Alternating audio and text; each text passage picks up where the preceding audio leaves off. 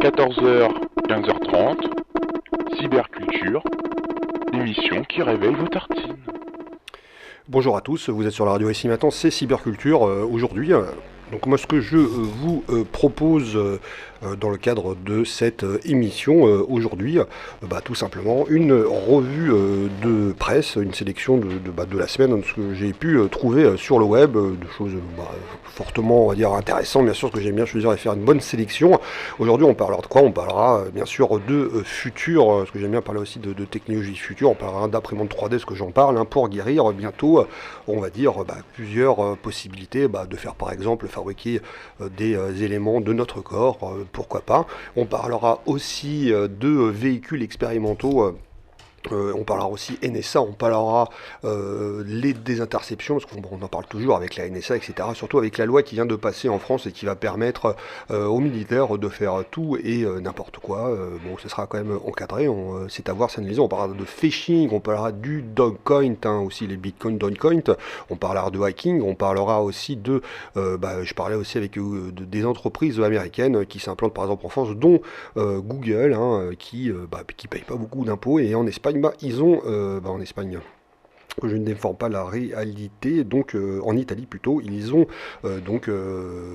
par rapport donc à la taxe de Google, ils ont réagi là-dessus. On parlera aussi robotique, on parlera de VDSL, on parlera aussi de téléphone portable avec tout ce qui était concernant donc les commissions, la Commission européenne qui veut imposer un chargeur universel. C'est vrai que ça peut paraître un peu bizarre, et on parlera de méga upload, méga que vous connaissez déjà un peu beaucoup avec toutes ces histoires de piratage informatique.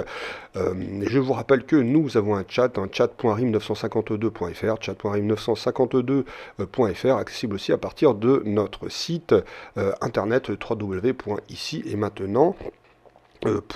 Comme bien sûr j'ouvrirai l'antenne tout à l'heure pour que vous puissiez réagir sur les articles, vous êtes les bienvenus pour débattre là-dessus. Vous êtes sur la radio ici et maintenant, c'est Cyberculture présenté par Ouya, mais on se retrouve tout de suite après ça.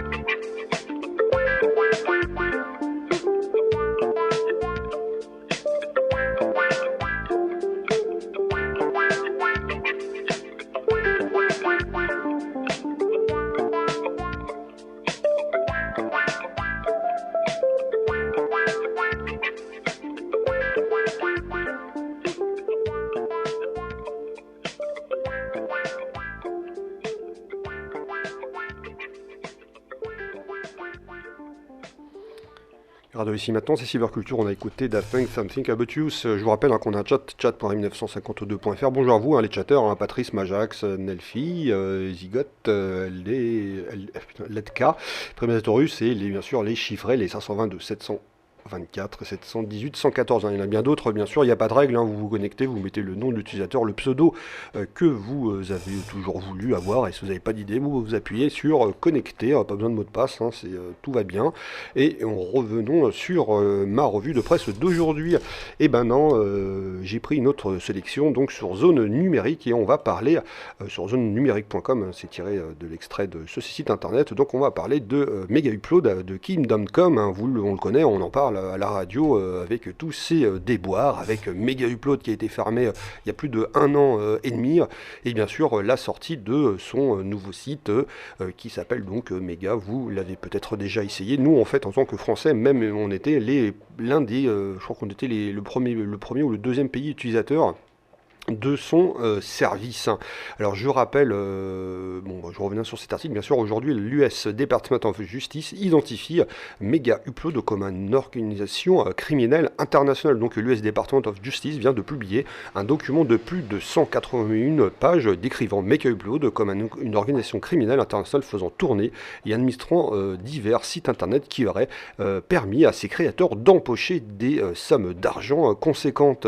Donc l'US Department of Justice vient de rédiger un dossier de 191 pages montrant que Mega Upload est considéré aujourd'hui comme une organisation criminelle internationale qui faisait tourner et administrait plusieurs sites internet copiant et distribuant illégalement des œuvres protégées, dont des films, des programmes de télévision, de la musique, des livres électroniques, des jeux vidéo et des logiciels.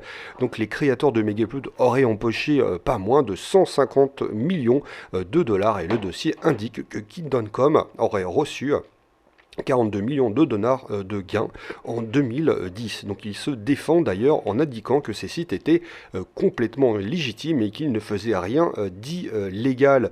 Donc aujourd'hui, donc on se rappelle, donc fermé en janvier 2012 par le FBI, Kingdom.com a créé immédiatement après le site Mega et indiquait que son site est légal au niveau de Mega Upload. Kingdom.com et 6 autres personnes étaient accusées de contrefaçon, d'association de malfaiteurs, d'activités économiques illégales et de blanchiment d'argent. Donc Kingdom.com est actuellement en Nouvelle-Zélande, je vous rappelle, et la justice américaine tente de le faire extrader, mais à l'heure actuelle, rien n'a bougé.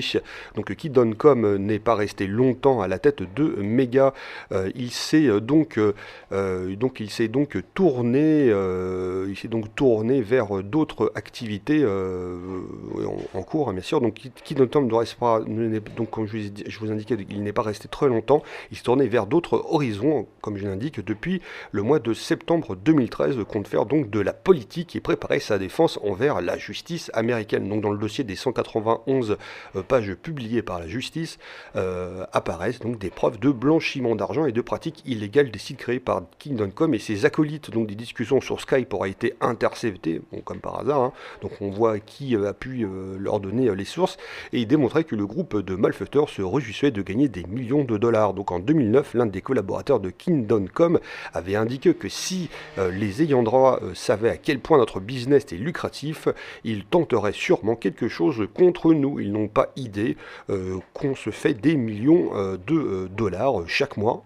On comprend désormais pourquoi Kingdom.com prépare activement sa défense. Bon après, qu'est-ce que vous en pensez, vous, sur le chat, et qu'est-ce que vous en pensez, vous aussi, qui écoutez Cyberculture aujourd'hui. J'ouvre l'antenne, vous pouvez appeler dès à présent, 08 92 23 95 20, 08 92 23 95 20.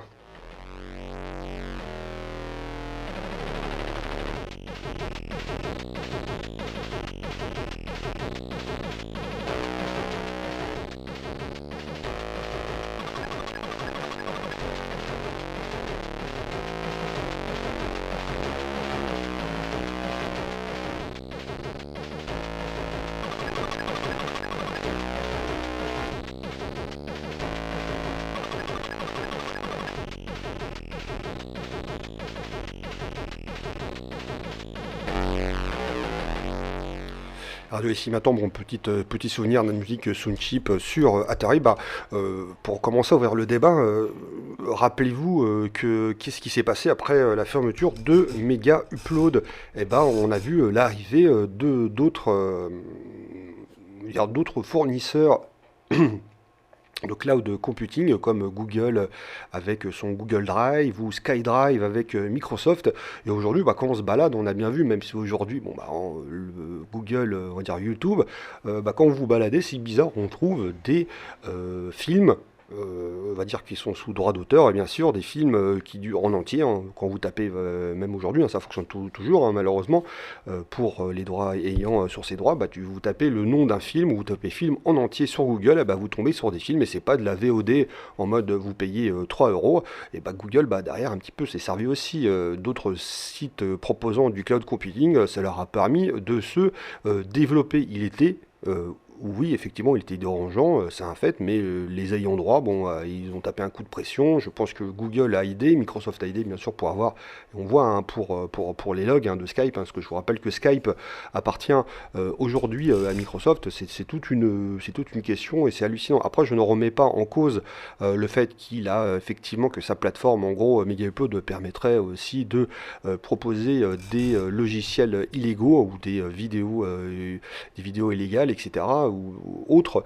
Mais aujourd'hui, quand on voit ce qui se passe sur d'autres systèmes, c'est quand même assez hallucinant. Bon, oui, effectivement, il y a certains, dès que les ayants droit demandent à Google ou à YouTube, hein, ce qui appartient à Google, de supprimer ces fameuses vidéos. Bon, il y a action, mais sauf qu'aujourd'hui, Google, je suis désolé, quand il y a une vidéo, il met de la pub dessus, je vois pas pourquoi ils n'auraient pas un procès dessus. Il y a toujours de l'arrangement, hein, c'est toujours une histoire de société qui est derrière, américaine, ils se tiennent la main, ils se soutiennent entre eux.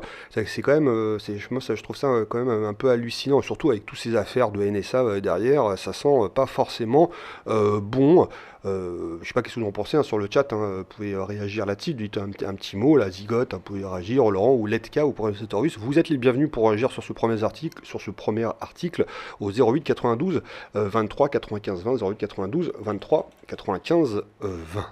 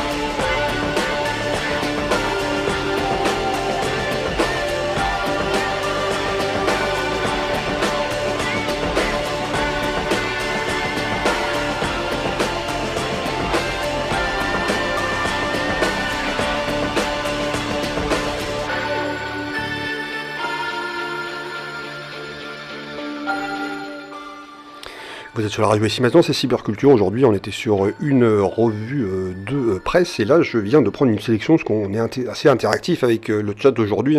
Et je vous rappelle aussi, vous pouvez, vous pouvez réagir au 08 92 23 95 20. Donc c'est un article qui a été proposé par Prima Tosiroi sur le chat à propos. C'est un article qui vient du site internet pro.clubic.com concernant donc la loi de consommation, donc une nouvelle tentative d'encadrer la vente liée échouée. Donc on va rentrer un peu plus dans les détails de certains articles, donc repoussés, peut-être que vous vous en rappelez vous, en septembre dernier, la vente liée est revenue et est actuellement dans le débat parlementaire suite au dépôt d'un amendement. Donc l'Assemblée nationale a refusé à nouveau toute tentative d'encadrer la pratique. Donc pis repetita, l'Assemblée nationale repousse à nouveau toute modification de la loi en matière de vente liée de fourniture de logiciels avec du matériel informatique. Donc un nouvel amendement avait donc été déposé par plusieurs députés UMP visant à renforcer l'information faite aux consommateurs. Donc précisément l'amendement 66 présenté devant les élus proposait de demander aux vendeurs de matériel informatique fournissant donc des logiciels intégrés d'afficher les caractéristiques essentielles des services concernés. Donc le texte prévoyait également de faire afficher le prix public, toutes les taxes comprises du lot ainsi que le prix de chacun des logiciels composants individuels de ce fameux lot. Donc pour rappel, la vente liée revient à proposer plusieurs produits dans un pack appelé également lot. Il s'agit donc par exemple de proposer la vente d'un poste informatique muni de plusieurs logiciels intégrés sans que le vendeur ne propose ce produit séparément. Donc malgré l'ambition de faire figurer le prix de ces logiciels intégrés, l'amendement proposé par les députés de l'opposition n'a pas été soutenu. Pourtant, plusieurs collectifs de défense de logiciels libres comme l'AFUL et l'April avaient rappelé l'intérêt du texte en matière de défense du consommateur. Donc de même, la vente liée était l'un des thèmes évoqués par François Hollande, alors candidat à l'élection présidentielle.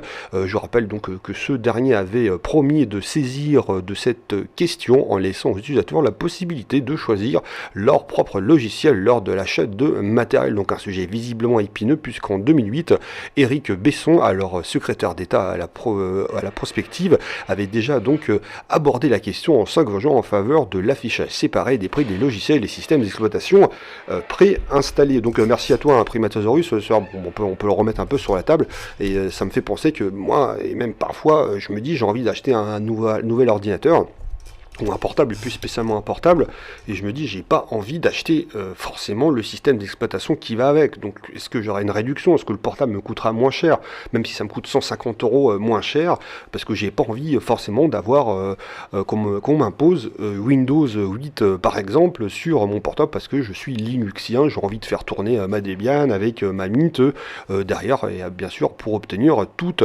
la puissance. Et si vous aussi par exemple vous êtes gamer, vous aimez le jeu en ligne, vous avez besoin d'installer le nouveau système d'exploitation qui n'est pas encore sorti officiellement, mais c'est la version bêta, donc le fameux Steam OS de la société Valve, qui va vous permettre entre autres de pouvoir jouer si vous êtes joueur, de nous imposer dans le prix de l'achat de notre matériel. C'est vrai que là il y a toujours du bloquant et c'est assez obscur. Le vendeur en face, malheureusement, qui travaille à la Fnac ou qui travaille dans une grande surface comme Auchan, Carrefour, etc., derrière il n'est pas censé savoir on va dire l'arrangement qui aurait pu être fait entre Microsoft et Dell ou Asus ou la marque qui est vendue et qui vous est proposée dans les grandes surfaces. Je sais pas qu'est-ce que vous en pensez, Primestorius, tu pourras un petit peu débattre un peu là-dessus. C'est toi qui as proposé ouais. Non mais excuse-moi, mais c'est comme ça, j'ai un peu du mal à prononcer les pseudos aujourd'hui. Donc oui, c'est Primatosaurus. Voilà, j'ai essayé de le redire. Donc qu'est-ce que vous en pensez, vous? Est-ce que vous êtes jamais posé la question en achetant votre matériel en disant si quelque part ça me fait 200 € de réduction, parce que moi j'ai envie de mettre du libre à 200%, voilà, qu'est-ce qui se passe? Qu'est-ce que vous en pensez de ça? Est-ce que ça vous touche, ou ça qu'aujourd'hui il faut faire quand même un minimum d'économie dans ce qu'on achète? C'est vrai qu'il faut faire gaffe avec son argent. 08 92 23 95 20, 08 92 23 95 20.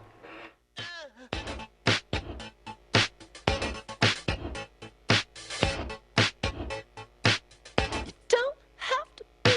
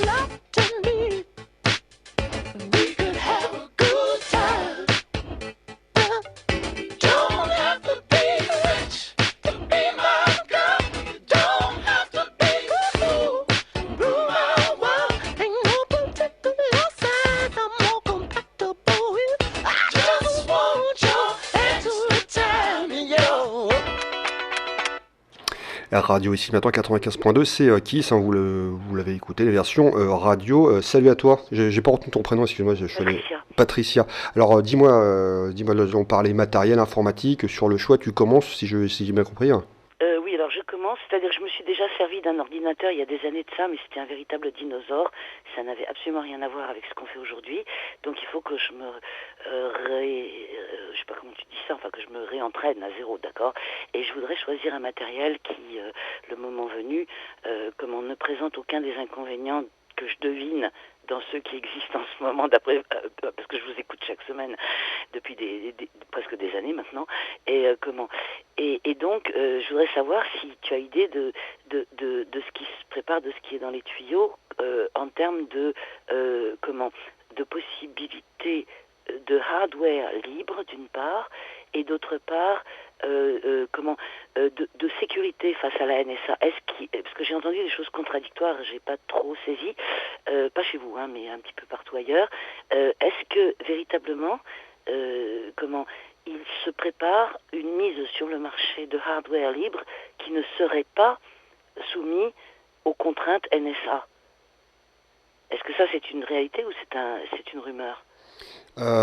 C'est une réalité, mais qui est pas encore concrétisée, hein. Parce Voilà, ils, ça. ils Alors, veulent, est-ce que ils tu veulent, sais tra- ils veulent, ils veulent travailler sur des microprocesseurs libres. Oui. C'est-à-dire que tu accéderais, tu pourras acheter. De toute façon, on pourra pas fabriquer le microprocesseur à la maison parce que c'est d'une Ah manière. non, pas à la maison, Voilà. c'est pas ce que je veux dire. Mais alors en fait, pourquoi quand on parle de microprocesseur libre, c'est qu'il y a peut-être une possibilité de le programmer en partie. Bon, il y a toujours de l'électronique, je suis pas doué, hein, sur tout ce qui est détail et dans le micropros en profondeur, mais derrière tu sauras exactement par rapport à ce processeur comment il a été construit. C'est-à-dire que t'as pas de porte dérobée ou t'as pas Voilà. de choses cachées à l'intérieur. Tu auras les plans, et les plans seront accessibles sur le web et tu pourras avoir accès aux plans du processeur dans le détail, et tu sais que derrière on t'a pas mis un piège, on t'a pas mis une coquille. D'accord. Alors, à partir du moment où j'ai cette sécurité-là, est-ce que c'est quelque chose qui, d'un autre côté, est user-friendly ou pas?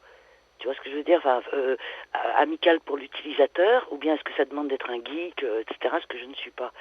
Ah non, mais sur le principe, ce sera user-friendly, parce que C'est-à-dire que je pourrais m'en servir même en débutant.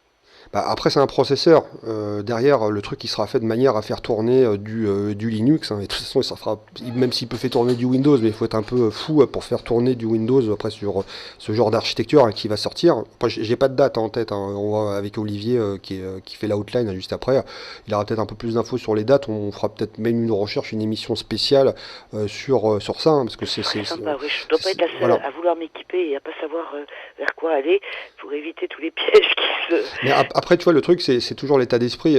Même, admettons dans une hypothèse, demain, je te fais, ça sort demain, là, ça sort dans la nouvelle année, ça sort en 2014. T'as un ordinateur, un portable avec que des composants libres, parce que derrière, on sait pertinemment que, voilà, je vais dire une bêtise, c'est quelque chose je veux dire, c'est imaginaire, hein, ce que je dis.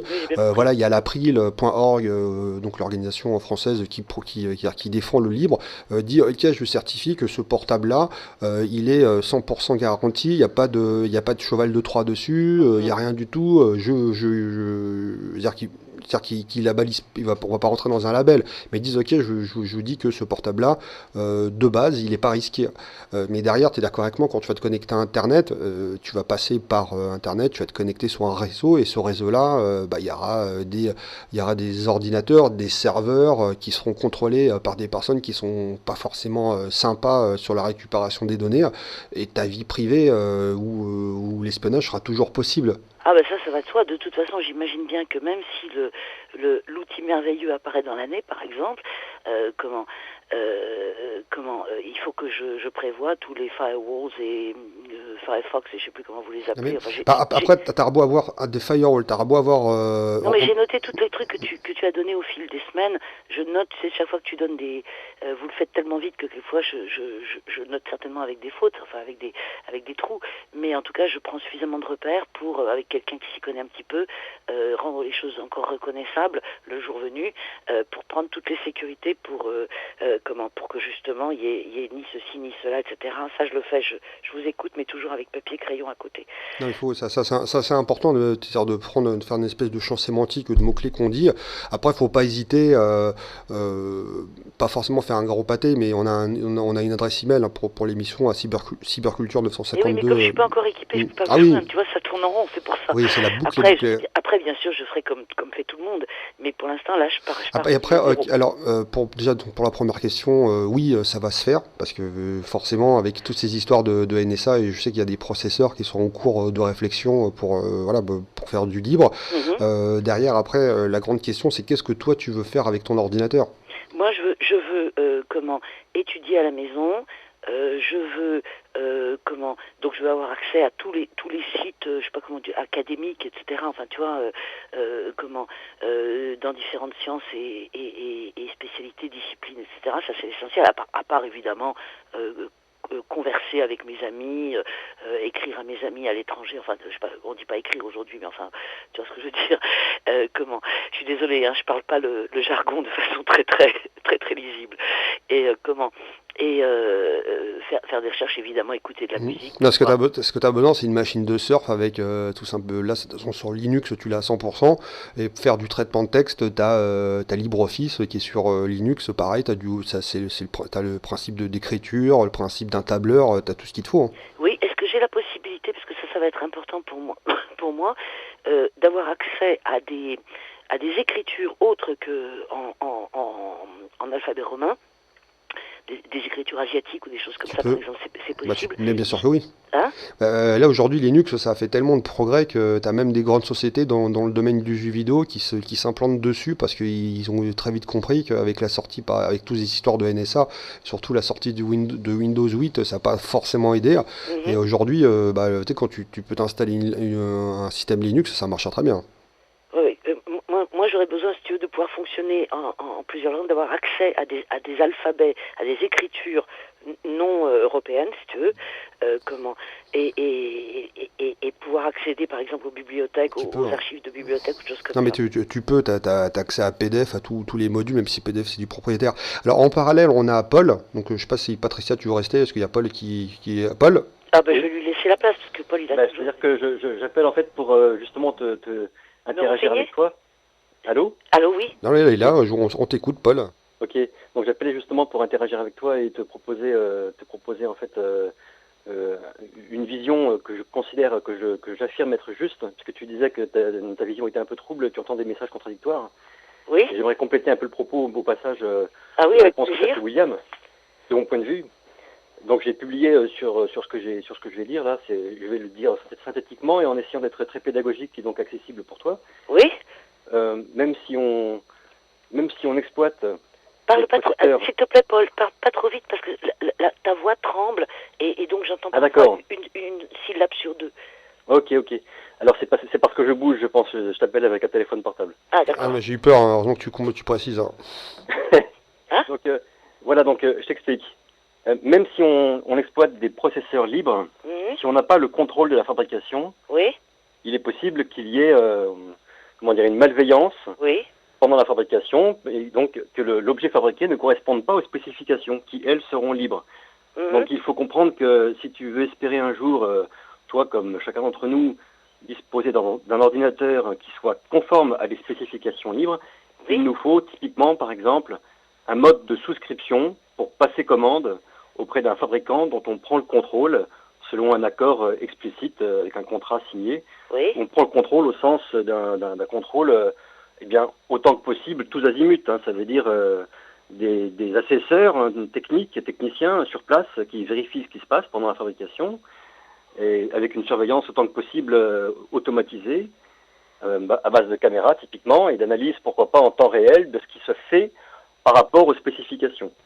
Voilà, c'est des choses comme ça vers lesquelles il faut tendre pour avoir l'assurance que ce dont tu vas disposer est conforme aux spécifications libres.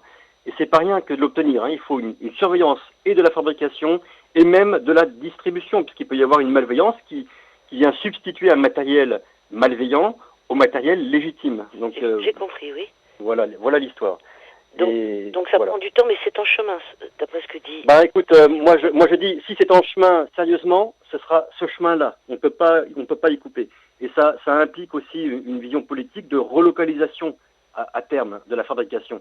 Pour ce qui est de la France, par exemple, de ce que je sais, il reste seulement un fabricant de composants, et encore, je ne suis même pas sûr qu'il soit, quand je dis de composants, c'est-à-dire de microprocesseurs, je ne suis même pas sûr qu'il soit encore en activité en France. Et quoi qu'il en soit, il faut tendre vers une relocalisation pour tendre aussi vers une diversité de fabrication, une diversité de sources d'approvisionnement possibles, en fait. Voilà. Et typiquement, je vais lâcher un mot-clé, là, c'est idéalement, il faudrait que nous puissions fabriquer à l'échelle de la France, pour commencer, des FPGA. C'est des processeurs, entre guillemets, qui ont la capacité d'être programmés intégralement. Et voilà, donc ça c'est un bon point d'entrée pour... ça veut dire que quelque part, quand on dit programmer, c'est genre le processeur à la base, il est vide, entre guillemets, et après tu mets le genre de... C'est comme s'il était vide, c'est comme si c'était une coquille vide, et tu la remplis, tu dis, je veux un processeur qui réagit comme ça. D'accord. Exactement. Tu définis le processeur au poil de cul près, on pourrait dire. Mais après, dans ce genre de truc, même s'il est vide entre guillemets, parce que tu le programmes, tu le programmes. Tu viens de définir en fait la configuration des portes logiques. Mais vu que c'est en nano, c'est pas en nano, c'est super fin. Un processeur, il peut toujours cacher, même en France, on peut toujours cacher. Alors justement, on surveille intégralement la fabrication. Et donc la conformité de ce qui est fabriqué relativement aux spécifications, ce problème est levé. Mais comme tu le dis, si on n'a pas la surveillance de la fabrication, on est exposé à une malveillance vu les échelles nanométriques. Et il n'y a pas la possibilité de faire une surveillance a posteriori. Ce n'est pas possible, si ce n'est qu'il faudrait à ce moment-là abraser le composant pour aller voir ce qui est gravé. Et quand on rentre à des échelles nanométriques, on a des témoignages de hackers de bon niveau qui témoignent que en approchant l'outil de microscope électronique, des microscopes à balayage électronique, on en vient même maintenant à cramer les jonctions, les PN, les transistors et autres diodes. Donc on n'arrive même plus à lire l'état de ce qu'on voudrait lire avec le microscope.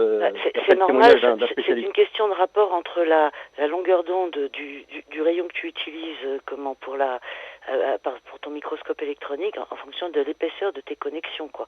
Si le rapport s'inverse, tu les crames, c'est obligé. Si le rapport dépasse un certain seuil... Patricia, t'as fait du hacking ou quoi?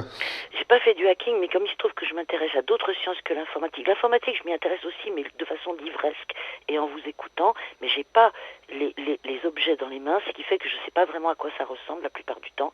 Donc j'ai des noms avec des figures floues derrière, enfin des images floues derrière, mais comme j'écoute chaque semaine quand même, les fonctions qui vont avec chaque truc sont à peu près posées, donc je peux vous comprendre, mais je peux pas parler votre langue.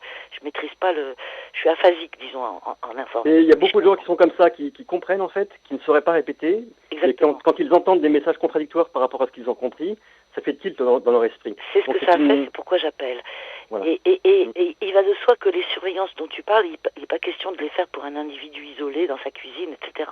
Donc, comment... Attends, si. Oui, à terme, on peut rêver d'avoir une fabrication tellement relocalisée qu'on aura ce qu'on appelle en anglais maker-bot, un robot qui fabrique l'objet, et pourquoi pas, effectivement, que ça pourrait concerner la fabrication à terme. C'est pas c'est vrai qu'avec les Fab Labs... D'un microprocesseur, carrément, donc pourquoi pas même dans l'ordinateur. Non, mais après, on voit avec on peut parler d'imprimantes 3D, on voit les imprimantes 3D, même si aujourd'hui c'est grotesque, mais demain, c'est possible que on imprime déjà du métal avec les imprimantes 3D, c'est possible que demain, notre propre imprimante, on pourra vraiment contrôler la fabrication. Je crois qu'on a des bonnes pistes du côté des technologies émergentes que sont l'oxytronique et autres... Mais enfin, ça reste pour l'instant, d'après un physicien, Jean-Paul Buberian, sur Marseille, là, avec qui j'en ai parlé, j'en ai déjà fait mention à la radio, ça reste quand même des technologies qui sont lourdes, qui mobilisent des processus industriels très coûteux et très lourds et difficiles à manipuler, et certainement pas pour un particulier. Donc, mais on peut imaginer qu'à terme, ces technologies émergentes, d'électronique novatrice, qui travaillent cette fois-ci à l'échelle nanométrique et même encore en dessous, parce qu'on est à l'échelle atomique. Donc, c'est-à-dire un dixième du nanomètre, on a la taille d'un atome de petite taille de mémoire. Un atome d'hydrogène, ça doit faire un angstrom, un dixième de nanomètre de mémoire. Donc, oui, on pourrait imaginer avoir des machines, et pourquoi pas qui alignent des atomes. Ça, ce sera pour Noël 2014 ou 2015. Alors là, je ne sais pas, je ne promets rien du tout. Voilà. J'ai pas de visibilité personnellement. Moi, je peux en rêver. Conceptuellement, j'ai un peu travaillé dessus, mais j'ai trop peu d'expertise, je dirais technique ou même de physique là, parce que là, On est dans le domaine de la recherche. Hein. Moi, je suis juste un amateur. Hein. Je me doute bien. Moi, j'ai pas, au moins pour l'instant, la prétention d'en arriver à ce niveau-là. Je veux juste quelque chose de vraiment safe, quoi. C'est-à-dire que je veux être sûr que ne reste pas, tu l'auras pas à court terme. N'entre dans mon ordinateur que les personnes que j'ai invitées, quoi. Si vous Désolé, mais ne reste pas, tu l'auras pas à court terme, à moins qu'on y mette le paquet, c'est-à-dire qu'on fasse une souscription et qu'on soit nombreux à mettre de l'argent sur la table, et pourquoi pas, après tout, faut c'est pas faire. Stupide comme idée, ça aussi. Mais c'est-à-dire que c'est vraiment ça qu'il faut viser, je pense. Hein. Une souscription et un contrat avec un industriel qui accepte des contraintes fortes en matière de supervision. Ça, c'est une très très jolie idée, je trouve. Et personnellement, ça fait un petit moment que j'en parle sur la radio, tu aurais dû entendre si tu écoutes toutes les semaines. Comment tu dis? Ça fait un petit moment que j'en parle sur la radio. Je suis désolé, j'ai dû te louper parce que j'écoute pourtant très très très sérieusement, mais je suis pas tout le temps. Au moins il le dit. Hein. Bon, il l'a redit, il l'a répété. Donc voilà. Merci de l'interaction. Ça me fait plaisir de pouvoir. Oui. Donc si c'est un projet qui circule déjà, je peux le retrouver en me servant de l'ordinateur de quelqu'un d'autre, en allant rejoindre un site, un des sites logiciels libres que vous avez souvent énumérés. Et là, j'en entendrai parler et je pourrais, si je veux... Je pense que tu peux rester branché sur le mot Freedom Box. J'espère qu'on obtiendra toutes les informations essentielles par ce lien-là, Freedom Box. D'accord. Mais pour l'instant, sinon, moi j'ai publié sur Linux FR. Tu peux chercher Sam Wang sur Linux FR, mais il y a beaucoup de choses. Sur Unix FR? Ah pardon, Linux FR. Ah, sur Linux. Linux FR en un seul mot, .org. Et là, tu peux chercher dans Google, par exemple, Samwang, S-A-M-W-A-N-G. F comme FR comme France. Voilà, d'accord. Oui. Linuxfr.org. C'est ça, oui. Et là, si tu fais une recherche sur Google, tu mets Samwang, espace, linuxfr.org. Et Samwang, tu te l'appelles S-A-M W-A-N-G. C'est A, d'accord. D'accord. Donc, Google Samwang, d'accord. Et comme ça, j'aurai les informations et je pourrai... Samwang, mais si tu ne précises pas, tu auras trop de choses. Tu mets Samwang et linuxfr.org. Tu vas tomber sur une page de tag, en fait, la page du tag Samwang, avec l'ensemble de ce que j'ai publié, en gros, sur LinuxFR qui est rassemblé. En gros, parce que, bon, il y a un peu plus, mais voilà, l'essentiel est accessible par là. Si tu fouilles là-dedans, si tu es motivé, ou si tu connais des gens qui sont vraiment passionnés et qui sont capables de... Parce que là, c'est moins pédagogique sur Linux FR, hein, c'est-à-dire que j'emploie du vocabulaire technique pour une part. Hein. Même si je cherche à rester accessible, c'est quand même un vocabulaire un peu plus technique par bien des côtés. Et des fois, c'est carrément illisible pour quelqu'un qui n'est pas du domaine. Hein. D'accord. Mais bon, Freedom Box, essaie de rester à brancher sur le mot-clé Freedom Box. Tu mets sur Google Freedom Box, donc F-R-2-E, D-O-M, B-O-X, tout ça en un seul mot, Freedom Box. Voilà, et là, je pense que tu auras, sur les mois à venir, j'espère qu'il y aura une initiative du type souscription, proposition de souscription et contrat de supervision, quoi. Oui, ça, ce sont rien que des bonnes nouvelles, alors. Je vous remercie vraiment et j'espère que ça va servir à d'autres personnes qui sont à peu près à mon niveau ou plus avancées et qui espèrent la même chose. Je vous embrasse et à bientôt. Et je continue de vous écouter. Merci beaucoup. Ciao. Au revoir. Merci. Et puis je te remercie aussi, William. Et puis juste un instant pour mieux comprendre. Bon, après, je pense que toi, tu as déjà la réponse, mais dans l'idée, pour que ceux qui écoutent à l'émission, ce qu'ils peuvent insérer, par exemple, dans un composant électronique, hein, dans le processeur aussi, hein, mais dans un composant électronique sur une carte mère, c'est des trucs super bêtes. Hein. Ça peut être une porte dérobée. Donc la porte dérobée, ça peut être quoi? C'est-à-dire que sur la carte mère, ça va se connecter. C'est-à-dire que toi, tu vas croire que tu as ton adresse IP de connexion Internet, hein, le fait de pouvoir te connecter, sauf que dans le composant, lui, caché, il va avoir cette capacité aussi de prendre une adresse IP et de pouvoir communiquer sans que tu le saches. C'est hardware, hein, ça passe pas par le logiciel, sans que tu le saches, il va pouvoir faire un espèce de pseudo-connexion qui fera une porte ouverte sur ton ordinateur. On est bien d'accord. Tu l'as dit d'une façon qui me semble incorrecte, c'est-à-dire que quelqu'un qui voudrait exercer une malveillance de ce type-là, je pense, ne cherchera pas à multiplier les adresses IP, qui pourraient être vues comme justement de multiples adresses IP par un firewall installé sur une machine tierce, tu vois, sur une machine intermédiaire, en série. C'est pour ça que je te pose la question, tu le verras comment, toi?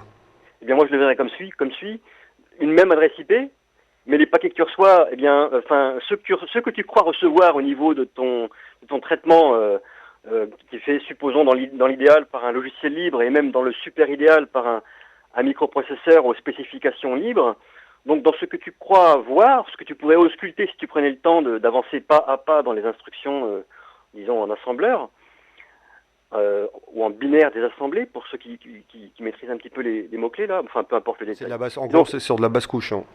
Voilà, donc la plus basse couche qui soit, en fait, en avançant pas à pas dans les instructions du processeur, eh bien, ce que tu verrais, ce serait ce qui est légitime, enfin, dans une hypothèse de choses qui soient bien conçues, mais il y aurait une couche électronique et logicielle aussi, pourquoi pas, c'est sans complexe, mixons le tout dans l'allégresse, une couche donc malveillante qui, elle, interpréterait le flux des octets qui arrivent par le port Ethernet, donc depuis Internet.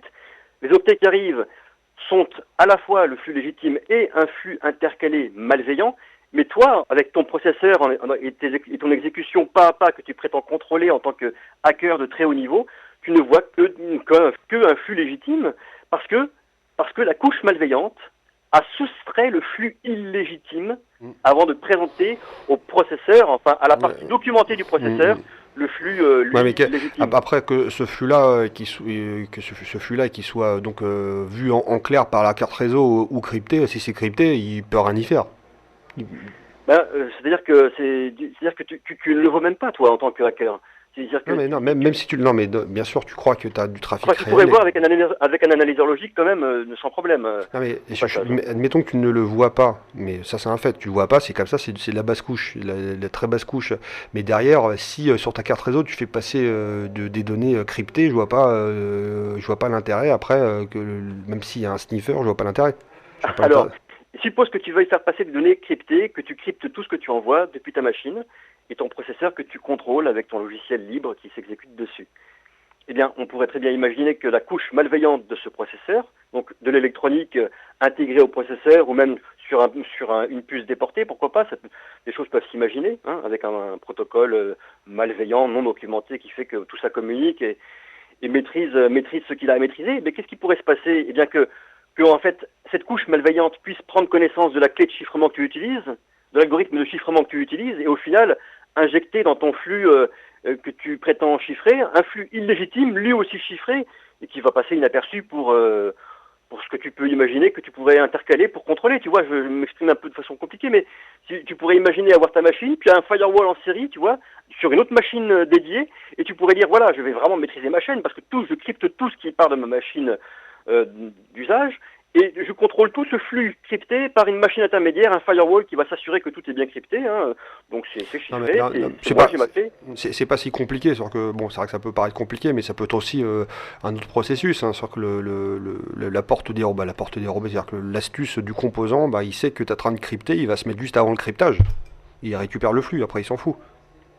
Là, je t'ai pas compris. Cette trame cryptée qui sort du processeur, ça veut dire que, par exemple, là, tu es en train d'encoder, tu es en train de crypter, sauf que le composant qui est sur ta carte mère, on va dire le composant méchant, il sait très bien que tu es en train de crypter, il se positionne sur une adresse mémoire où il y a le buffer de l'élément non crypté, parce qu'il sait, c'est une hypothèse, attention, on ne le prend pas forcément au pied de la lettre. Oui, mais tout à fait, c'est une hypothèse valide, on peut l'imaginer. Il se met juste avant il récupère la donnée non cryptée avant le cryptage, et là tu le vois pas.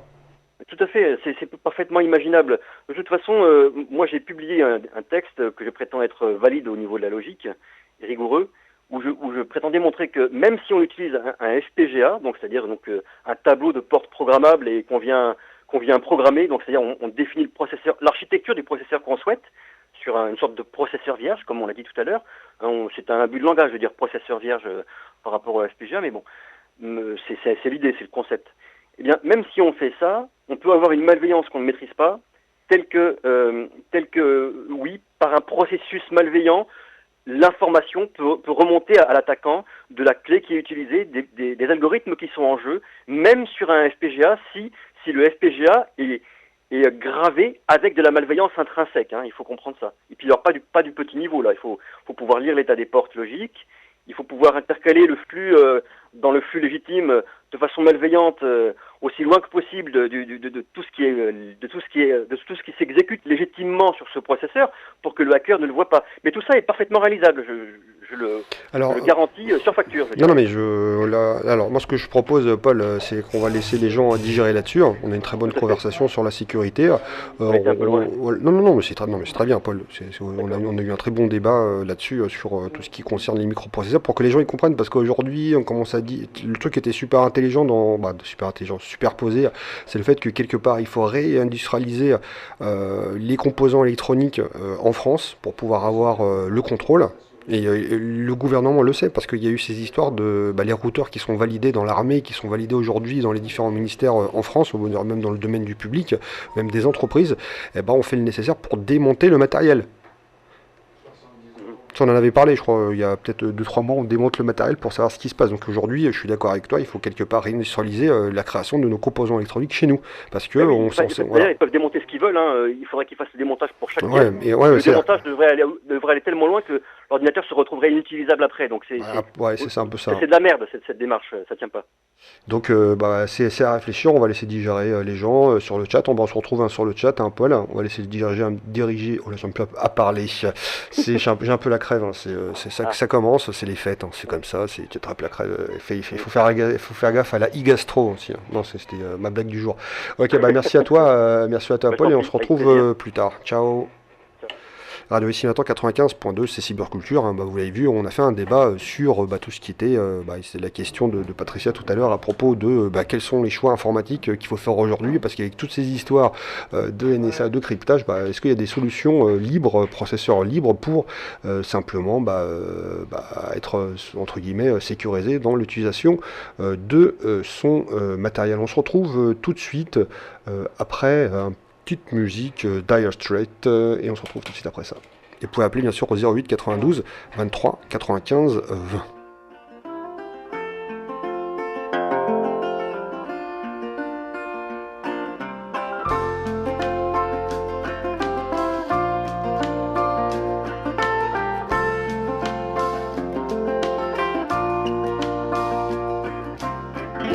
A love struck Romeo, sing the streets a serenade, laying everybody low with a love song that he made.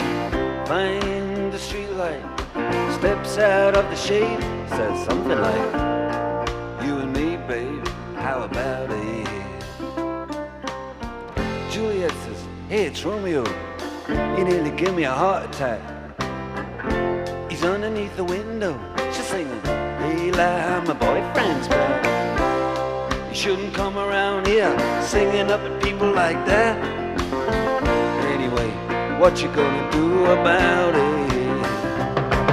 Juliet, the dice was loaded from the start, and I bet, and you exploded into my heart, and I forget the movie song. When you gonna realize it was just that the time was wrong, Juliet?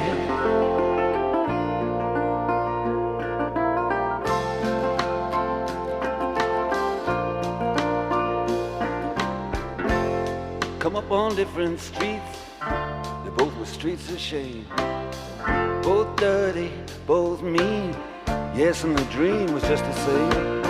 And I dreamed your dream for you, and now your dream is real. How can you look at me as if I was just another one of your deals?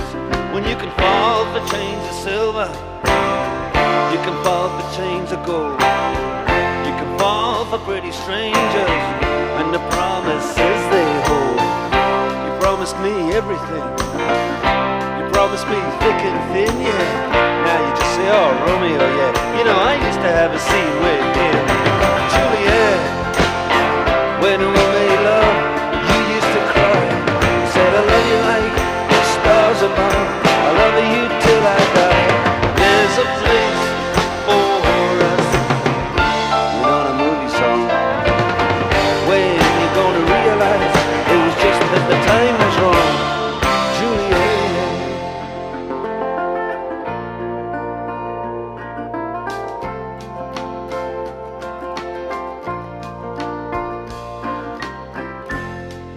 Can't do the talks like the talk on the TV. And I can't do a love song like the way it's meant to be. I can't do everything, but I'll do anything for you. I can't do anything except be in love with you. And all I do is miss you and the way we used to be. All I do is keep the beat, the bad company. And all I do is kiss you through the bars of a rhyme. Julie, I do the stars with you anytime. Juliet, when we made love, you used to cry. I said I love you like the stars above. I love you till I die. There's a place for us, you know, the movie song. When you gonna realize it was just as the time was wrong? Juliet.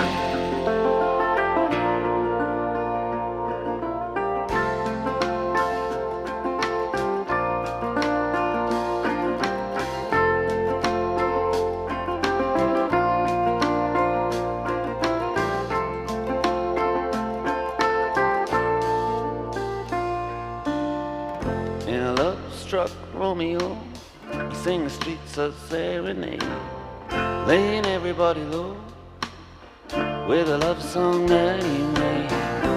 Find the convenient street light, steps out of the shade, he says something like, you and me, babe, how about it?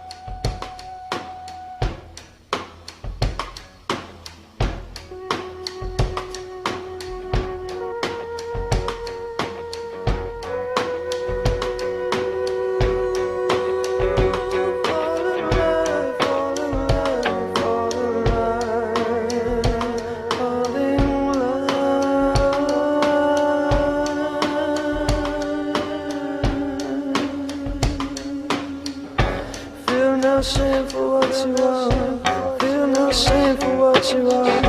Feel no shame for what you are. Feel no shame for what you are. Feel no shame for what you were. As an arrow in your brow. Fall in love.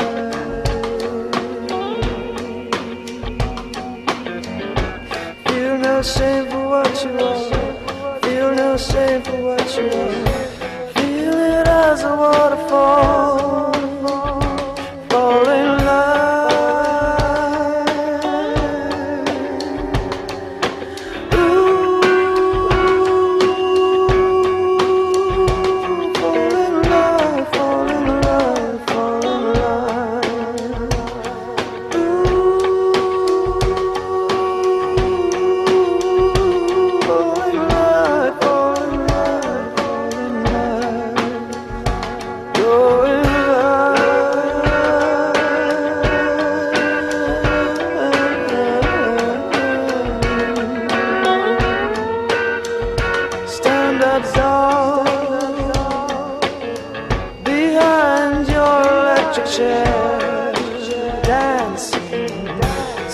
dead souls behind your electric chair.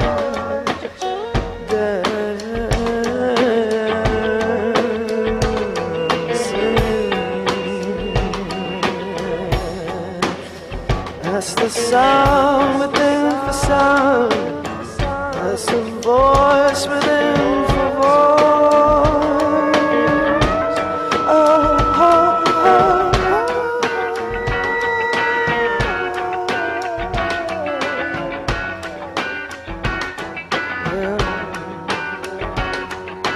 Leave your office and cast your funeral.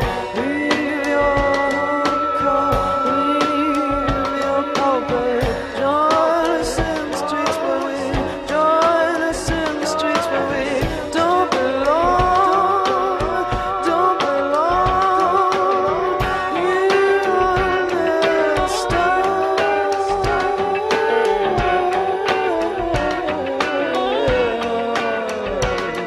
Throwing light.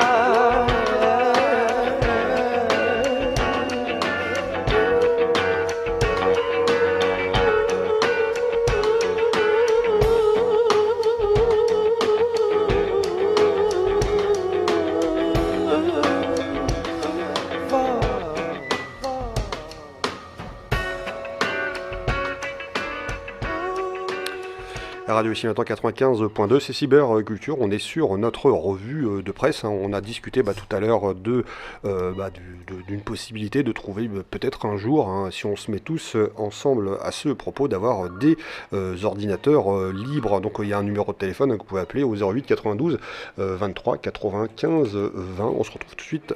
Je prends un auditeur.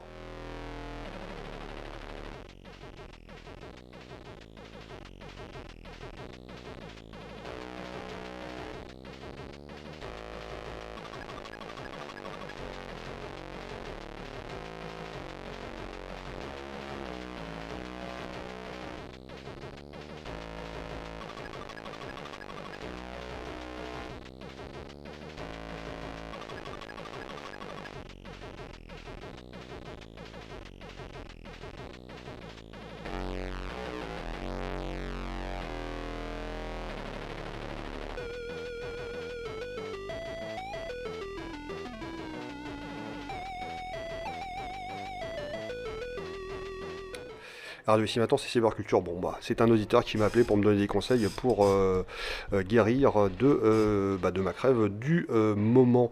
Alors là, je reviens sur ma revue de presse et sur la sélection que je vous ai faite. Et on va parler de la NSA. Donc c'est un article tiré de Génération NT. Je pense que peut-être que vous l'avez vu passer devant vos yeux.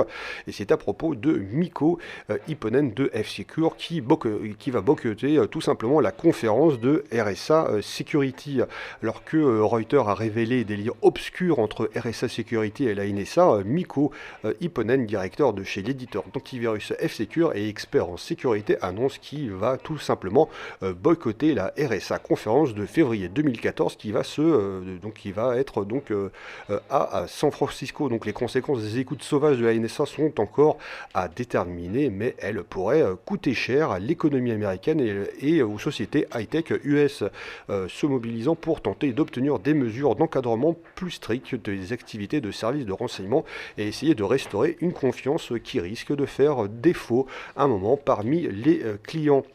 Donc il reste sans doute quelques secrets inouvables qui traînent dans les placards, à l'image de la révélation par Reuters d'une entente de 10 millions de dollars entre la NSA et la société RSA Security, donc filiale de EMC, pour utiliser des générateurs de nombres aléatoires B-Safe, utilisés dans les produits de sécurité, mais facile à contourner pour les services de renseignement. Rappelons que la RSA a bien aussitôt démenti l'information, mais les soupçons demeurent et sont même suffisamment forts pour conduire à des réactions marquées. Donc Mikko Ipponen, expert en sécurité et directeur de recherche au sein de l'éditeur F-Secure, a décidé de boycotter tout simplement la prochaine RSA conférence de San Francisco qui va donc se dérouler en février prochain et durant laquelle il devrait faire une intervention dont le titre ironiquement était « Les gouvernements en tant que créateurs de malware ». Donc Mikko Ipponen est déjà intervenu dans les diverses conférences organisées par la RSA Security, mais le fait que l'entreprise n'ait pas spécifiquement démenti l'accord avec avec la NSA à 10 millions de dollars évoqués par le Reuters et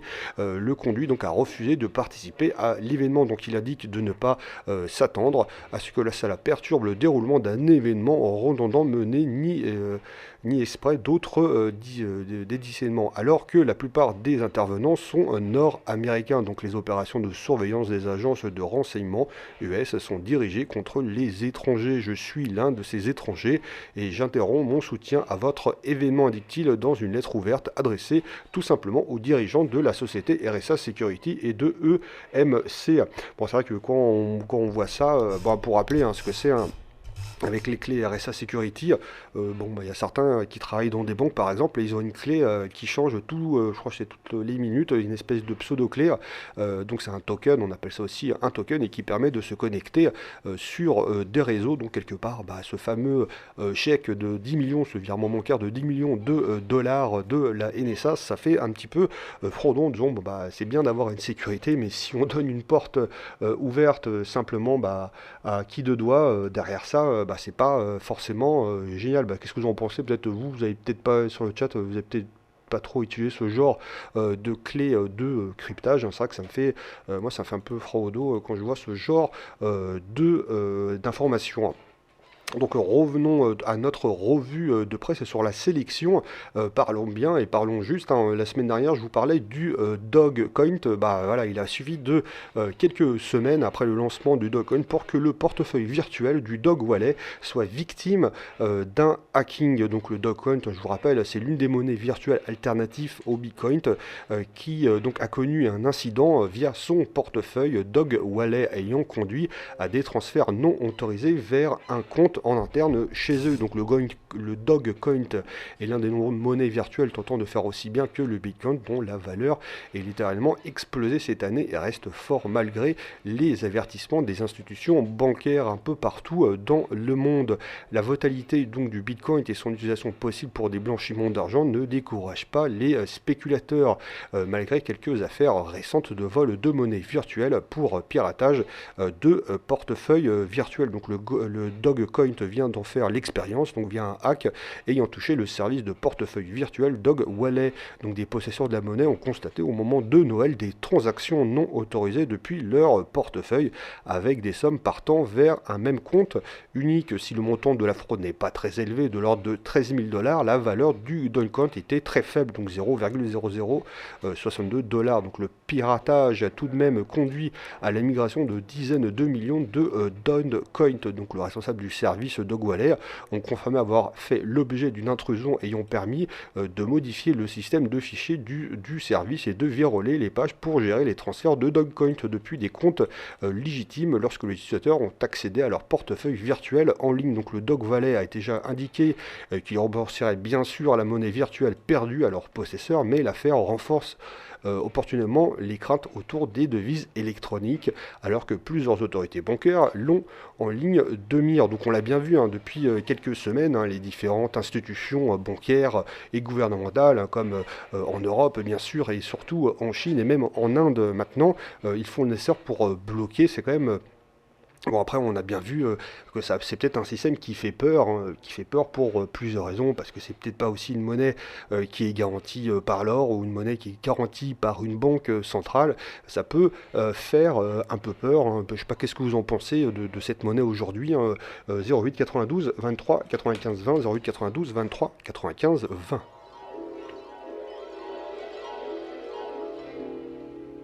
From far beyond the galaxies, I've journeyed to this place to study the behavior patterns of the human race. And I find them highly illogical. Girl meets boy. They fall in love. She says he's everything she's dreamed of. But when they get married, before he's aware, she changes his habits, the way he combs his hair. She changes him to someone he's never been, and then complains he's not like other men. Now really, I find this most illogical. Take the case of your automobiles. Greatest invention since man discovered wheels. Hydromatic overdrive, 4 on the floor. push-button windows, push-button doors, double-barrel carburetors rush you any place, but you never can find a parking space. Highly illogical. Take the case of modern man. He works all his life, gives it all he can, saves all his money, works overtime, pinches every penny, banks every dime. All he can think about is money, but you know that he can take it with him where he's going to go. Now I find that fascinatingly illogical. Now is the time to journey home, to tell of what I've learned. My people, I believe, have every right to be concerned. For in spite of computers and advanced psychology, behavior patterns are still a mystery. I predict the future of this earthly human race is that having made a mess of Earth, they'll move to outer space. Well, there goes the neighborhood. Totally, completely, absolutely, irrevocably, highly illogical. Et Radio Ici Maintenant, c'est Cyberculture. On est sur la revue de presse et sur l'une, mais voilà, on est sur le dernier quart d'heure avant de retrouver Olivier avec la hotline. Je vous rappelle ce que c'est que la hotline. C'est simplement c'est pour résoudre vos problèmes dans le domaine de l'informatique. Votre souris parle en morse, elle se prend pour un Furby. Vous ne comprenez pas pourquoi vous avez des millions et des millions de pages qui s'ouvrent. Votre ordinateur est en train de ramer, en train de laguer. Vous avez besoin d'aide. La hotline, ce sera à partir de 15h30 avec Olivier qui est déjà là, qui vous attend, qui est en train de se chauffer avec quelques articles de sa sélection aussi, le temps que vous vous rappeliez de vos problèmes. Revenons à nos moutons et parlons de la taxe Google, donc à propos des fameux impôts, parce que Google a fait une structure fiscale qui fait que dans certains pays européens, dont nous, en France et en Espagne, en Italie, etc., ne paye pas beaucoup d'impôts par rapport à son chiffre d'affaires. Donc aujourd'hui, la taxe Google, c'est l'Italie qui a voté un dispositif pour forcer Google à payer plus d'impôts dans leur pays. Donc l'Italie s'attaque à la question de l'optimisation fiscale pratiquée par Google en votant une mesure qui devrait obliger le géant américain à payer plus d'impôts dans son pays, donc dans l'Italie. Donc l'optimisation fiscale pratiquée par le grand groupe américain fait l'objet de nombreux critiques en Europe et l'étude pointe régulièrement l'écart entre le chiffre d'affaires réalisé et les impôts sur les entreprises versées. Donc récemment encore, cet écart a été mis en valeur dans le cas de Google en France, mais d'autres pays européens ont aussi adressé des critiques à l'égard des stratégies d'optimisation fiscale tellement bien rodées qu'elles permettent de payer des impôts minimes au regard de l'activité des multinationales. Donc ainsi, si Google a déclaré 193 millions d'euros de chiffre d'affaires en France en 2012, et a versé 6,5 millions d'euros d'impôts sur les entreprises, son chiffre d'affaires effectif serait de 1,4 milliard d'euros selon une étude de la société VRDCI. Donc cette méthode ne sont pas illégales, mais elle crée un déséquilibre avec les entreprises nationales dont le chiffre d'affaires se voit beaucoup plus lourdement imposé. Et c'est en Italie que vient d'être prise en premier donc une mesure visant à obliger Google à payer plus d'impôts. Donc la mise en place d'une taxe Google a été votée pour forcer le géant du web à passer par des intermédiaires italiens pour gérer ses revenus publicitaires. Donc au lieu d'acteurs installés dans des pays à fiscalité très favorable, par exemple en Irlande. Avec donc cette mesure, les députés italiens espèrent générer entre 100 et 150 millions d'euros d'impôts supplémentaires, mais elle suscite aussi la crainte de certains de voir les grandes entreprises fuir le pays. Donc le sujet est sensible et fait l'objet d'évaluations jusqu'au niveau européen. Donc face à la jungle de l'égalisation fiscale, toute modification des règles du jeu peut entraîner des effets inattendus allant bien au-delà de ce qui était initialement visé, d'où les appels à la prudence et la concertation face qu'on peut se transformer en effet, domino. Moi, c'est clair que quand on voit ça, ça fait quand même halluciner, parce que bon, il n'y a pas que Google derrière. On va avoir bien sûr, on va avoir de tête, on va avoir les eBay, on va avoir toutes les sociétés qui tournent autour, qui sont soit au Luxembourg ou dans des pays, on va dire à avantage fiscal comme en Irlande, et Google France avec les AdWords, parce que là on va parler de publicité. Aujourd'hui, le plus gros chiffre d'affaires qui est fait, c'est la publicité sur Google. Ils font des commissions qui sont assez hallucinantes, voire c'est inévitable, hein, mais c'est assez hallucinant. Qu'est-ce que vous en pensez, hein, sur le chat? Qu'est-ce que vous en pensez, si ça vous fait tilter? 08 92 23 95 20, 08 92 23 95 20.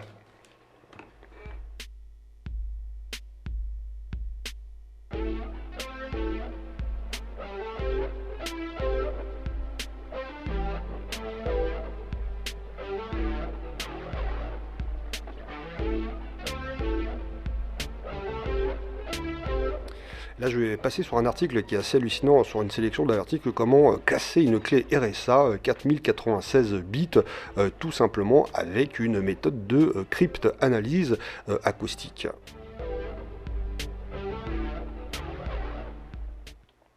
C'est vrai que je ne sais pas si vous, des fois, ça vous est déjà arrivé lorsque vous avez vos enceintes.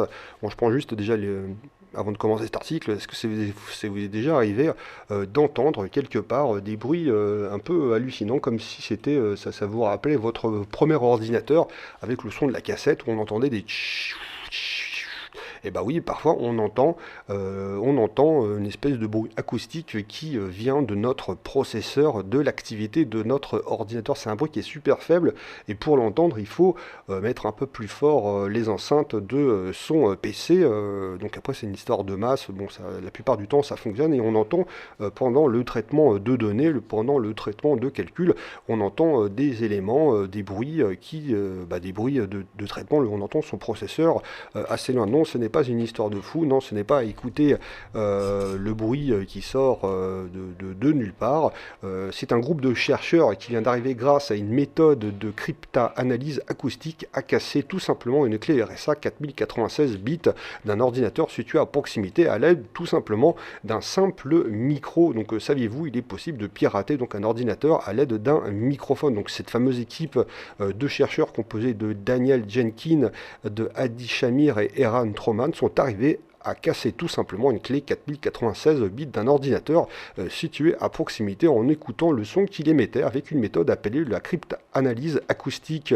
Donc la quasi-majorité des ordinateurs émet des sons aigus qu'il est possible de capter avec du matériel adapté. Bon, après, là, il y a le coup du micro, mais normalement, quand on monte un peu les enceintes, on l'entend. Donc ces sons transmettent donc des informations sur les logiciels utilisés par votre ordinateur. Il est donc possible d'être victime d'un acte de piratage informatique sans que personne ne touche à votre machine. Donc l'équipe de chercheurs est arrivée à extraire des clés de chiffrement RSA de 4096 bits sur un ordinateur portable en seulement 1 heure grâce au son émis tout simplement par ce dernier au cours d'une action de décryptage. Donc le micro a été positionné à quelques mètres de la cible. Il a été possible d'associer un son précis à un composant de l'ordinateur. Donc ainsi, un processeur occupé à travailler émet un son précis, un logiciel qui travaille émet un autre son.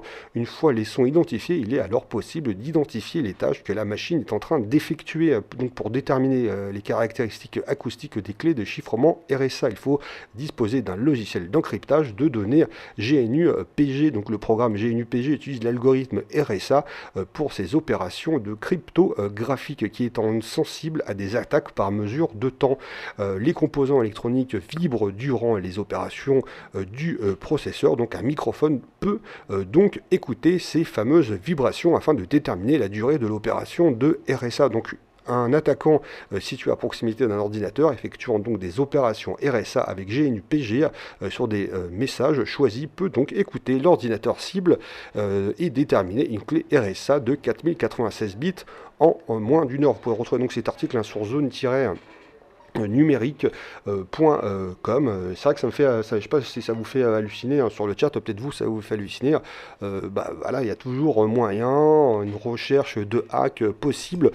On l'a déjà vu, même inconsciemment, quand on avait le son. Je vous invite à monter super fort sans forcément mettre une musique de votre ordinateur et de lancer le logiciel et vous entendrez effectivement ce son. Vous n'avez pas forcément besoin d'avoir un super matos approprié. Vous pouvez faire le coup du micro parce que le micro forcément ça amplifie le son proche de la pièce. Et voilà, bon, si vous n'avez pas un ventilateur qui est super fort, mais normalement vous entendrez au lancement du logiciel ou au traitement. Par exemple, vous êtes en train de recadrer une image sur votre logiciel libre par exemple, vous êtes en train de recadrer une image, mais vous allez entendre le traitement qui va se faire un espèce de et voilà, c'est comme ça qu'ils peuvent reconnaître et récupérer des données.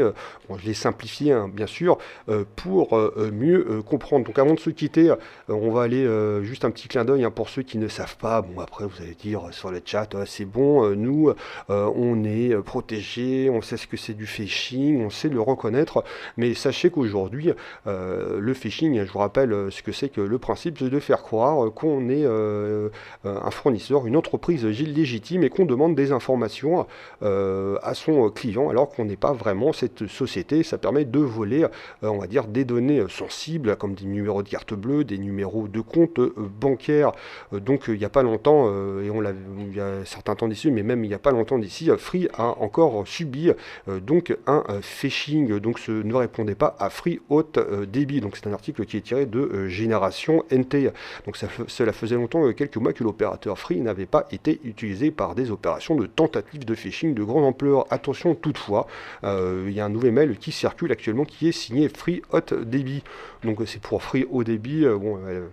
Ça fait un peu marrer parce que c'est une grosse faute d'orthographe. Donc la tentative aura eu plus de chances de passer inaperçue si elle n'avait pas regroupé l'ensemble des clichés qui doivent vous mettre la puce à l'oreille. Donc des URL, donc des adresses de sites internet douteuses, des fautes d'orthographe ou un français aléatoire, mais surtout un expéditeur pour le moins étonnant, Free Hot Débit à la place de Free Haut Débit, donc à multiplier les spams et autres tentatives d'hameçonnage. Il semblerait que certains en mélangent le contenu. Donc vous l'avez compris, si vous recevez ce genre de mail, surtout n'y répondez pas, ne cliquez pas sur les liens qu'ils comportent et ne fournissez jamais vos informations, identifiant, adresse, coordonnées personnelles directement depuis un lien intégré depuis un mail. Donc la technique de cybercriminel est toujours la même.